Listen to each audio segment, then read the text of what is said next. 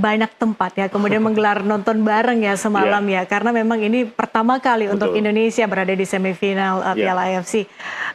Tentu kalau melihat fenomena ini, saya juga teringat waktu itu kalau nggak salah Sinteyong juga pernah melakukan interview dengan media Korea dan dia menyebutkan kalau 80% masyarakat Indonesia itu adalah penggila bola gitu ya. Itu juga masuk akal kenapa nobar-nobar ini kemudian dilakukan. Nah kalau melihat fenomena ini kira-kira apa yang bisa dicermati? Ya, harus diakui pertama fakta yang tidak bisa dinasbikan bahwa olahraga menjadi sepak bola menjadi olahraga yang paling favorit di kita. Bahkan kalau kita melihat ketika ujungnya kita bicara sepak bola pasti timnas. Dan apa yang terjadi saat ini praktis sama dengan era di 2010. Bagaimana saat itu levelnya masih ASEAN, tampil di final dengan level yang luar biasa. Dan saat ini adalah sejarah yang sekian puluh tahun nyaris selalu sulit bersaing ketika berbicara di empat besar. Dan sekarang meskipun di level U23, timnas kita bisa melakukannya. Jadi wajar ketika IFAR itu ada di mana-mana. Oke.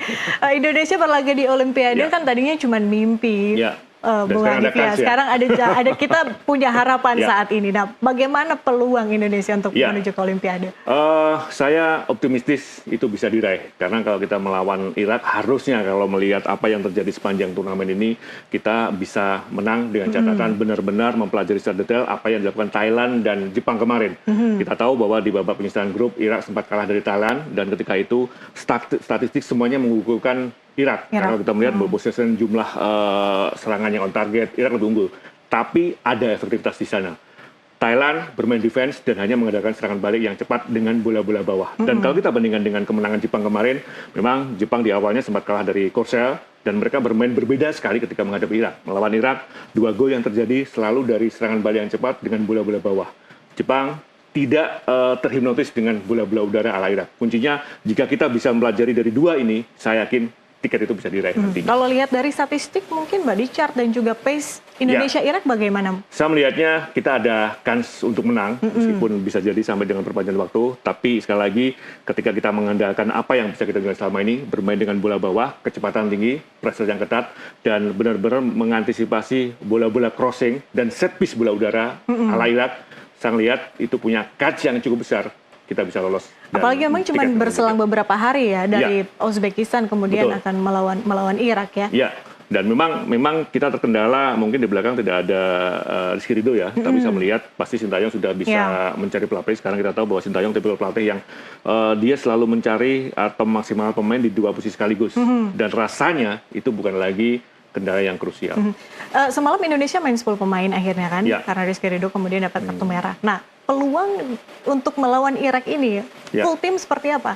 Ya, bisa jadi Komang bisa ditarik, bisa menempati posisi Rizky itu, dan tidak banyak perubahan di depan karena Struik pasti sudah bisa berlaga lagi. Kemudian kalau kita melihat ada kartu kuning yang sebelumnya didapatkan, dan kalau sudah di fase seperti itu akan dibuktikan. Artinya dalam ini harusnya tidak ada lagi kendala serius soal taktikal. Lagi-lagi ini kesempatan yang besar dan sangat berharga buat para pemain kita, buat kesempatan lolos ke Olimpiade setelah tahun 40 tahun yang lalu. Artinya ini kesempatan yang luar biasa dan mudah-mudahan ini bisa didapatkan. Oke, dari sisi strategi ada yang harus dirubah? Ya, sekali lagi defense dan karakter bermain dipertahankan dengan bermain cepat, tidak lagi ikut dalam permainan lawan seperti hanya ketika menghadapi Uzbekistan, bermain dengan karakter kita sendiri, bermain ketika menghadapi Yordania dan Korsel, saya yakin itu bisa dilakukan. Oke. Kalau kita nggak mau ya kalau Indonesia kalah ya. Tapi kalau misalnya kemudian kalah melawan Irak, artinya Indonesia masih punya satu lagi kesempatan ya di babak playoff untuk melawan wakil Afrika. Betul. Peluangnya seperti apa kalau melihat rasa-rasanya lah? Hitung-hitungannya saya berharap ini bisa lolos dan menang gitu ya. Memang kita menghadapi Afrika yang notabene jarang sekali dihadapi, dan kita tahu bahwa tipikal Afrika meskipun di kategori U23 mereka sama bermain dengan fisik yang luar biasa, bahkan mereka juga bermain dengan intensitas yang high pressure sangat tinggi. Saya melihat justru ini akan lebih sulit kalau misalkan andai kata gagal, karena kita menghadapi lawan yang praktis tidak pernah dihadapi. Sepak bola Afrika belum bisa terbaca ya. Sepak bola Afrika berbeda dengan Asia. Oke.